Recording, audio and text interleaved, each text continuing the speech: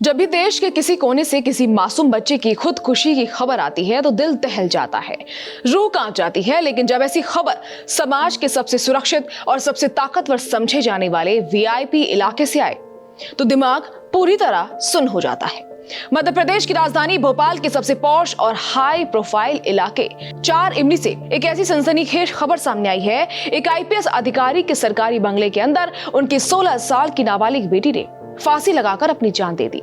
शुरुआत में जब ये खबर आई तो हर कोई हैरान था कि आखिर इतने बड़े अफसर की बेटी जिसके पास दुनिया की हर सुख सुविधा होगी, उसने ऐसा खौफनाक कदम क्यों उठाया। मौके पर पहुंची पुलिस को कोई सुसाइड नोट भी नहीं मिला, लेकिन जैसे ही पुलिस ने इस मामले की जांच शुरू की, इस हाई प्रोफाइल सुसाइड मिस्ट्री में 2 ऐसे बड़े और चौंकाने वाले खुलासे हुए जिसने इस पूरी कहानी का रुख ही मोड़ दिया। आखिर उस बंद बंगले के अंदर ऐसा क्या चल रहा था जिसने उस 11वीं क्लास की मासूम बच्ची को मौत को गले लगाने पर मजबूर कर दिया। चलिए जानते हैं पूरा मामला।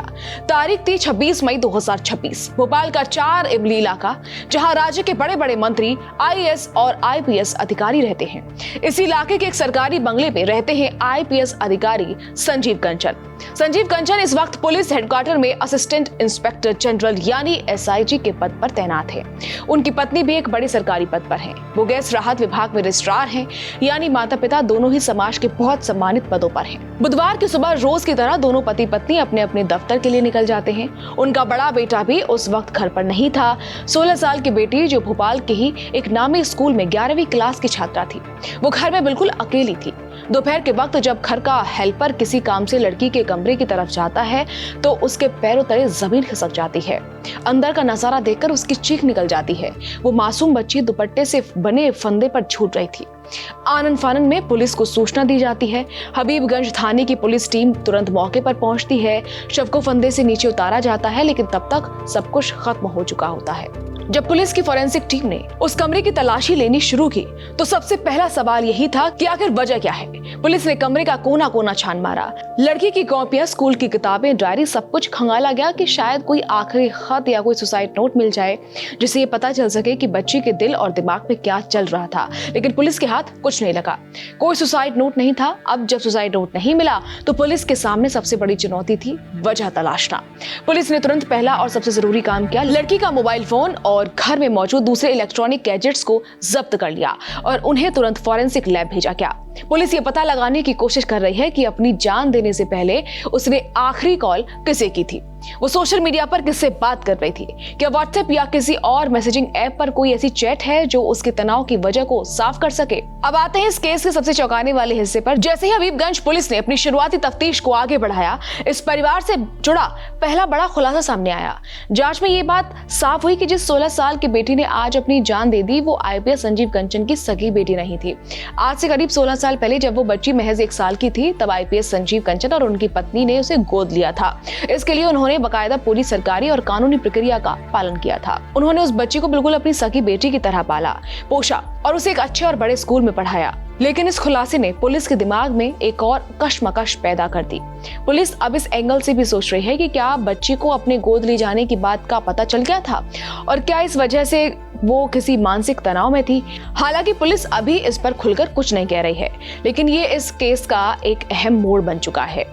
कहते हैं कि बाहर से जो घर बहुत आलीशान और खुशहाल नजर आते हैं, जरूरी नहीं कि उनके अंदर सब कुछ वैसा ही हो। इस केस में जो दूसरा खुलासा हुआ वो काफी परेशान करने वाला है। पुलिस की शुरुआती जांच और आसपास के सूत्रों से जो बात निकलकर सामने आ रही है, उसके मुताबिक आईपीएस संजीव कंचन और उनकी पत्नी के बीच के रिश्ते पिछले कुछ टाइम से ठीक नहीं चल रहे थे। दोनों के बीच अक्सर भारी मनमुटाव रहता था और आए दिन घर में जमकर लड़ाई झगड़े और विवाद होते थे।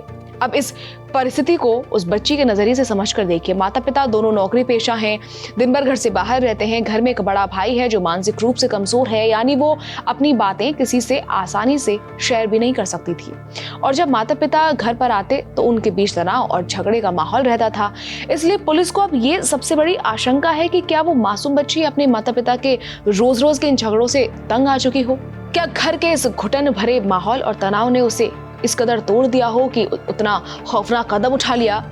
इस वक्त भोपाल पुलिस इस हाई प्रोफाइल सुसाइड की गुत्थी को सुलझाने के लिए हर मुमकिन एंगल पर काम कर रही है। पुलिस की जांच मुख्य रूप से 3 रास्तों पर आगे बढ़ रही है। पहले रास्ते के तहत पुलिस लड़की के सहेलियों, उसके स्कूल के दोस्तों और उसके टीचर से बात कर रही है।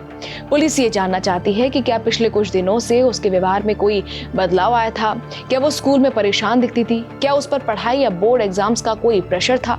दूसरे रास्ते में पुलिस खुद आईपीएस अधिकारी संजीव कंचन और उनकी पत्नी से भी पूछताछ करेगी।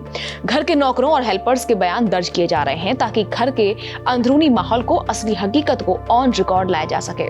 और तीसरे रास्ते के तहत डिजिटल फुटप्रिंट को खंगाला जा रहा है। जैसा कि हमने पहले बताया कि फॉरेंसिक लैब से मोबाइल की रिपोर्ट आने का इंतजार है। कॉल डिटेल्स और सोशल मीडिया चैट्स इस केस की धुंधली तस्वीर को पूरी तरह साफ कर सकते हैं। भोपाल पुलिस की जांच जैसे ही आगे बढ़ेगी और जो भी सच सामने आएगा हम आप तक जरूर पहुंचाएंगे। देखते रहिए एबीपी लाइव।